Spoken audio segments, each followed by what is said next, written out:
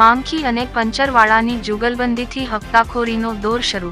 વેસ્તાન police સ્ટેશનના PI અંજામ।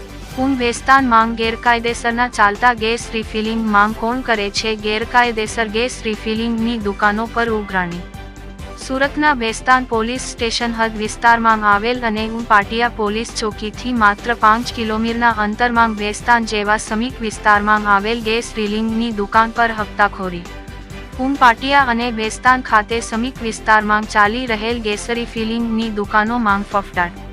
મળતી માહિતી મુજબ વેસ્તાન વિસ્તારમાં ગેરકાયદેસર ગેસ રિફિલિંગ ચલાવતા આવેલ છે, જેમાં સ્ટાફ માંગ કામ કરીએ છીએ એમ કહી પંચર અને માખીના નામ પર ખોટી રીતે રૂપિયા 5,000 થી 3,000 હપ્તો આગવામાં આવી રહ્યો છે તેવી લોક ચર્ચા ઉઠવા પામી છે।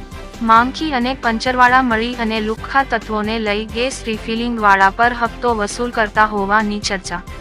પંચર અને માંગખી મળી હપ્તાખોરીનો બિંદાસપણે હપ્તો વસૂલ કરતા લોક ચર્ચા ઉઠવા ભાવી।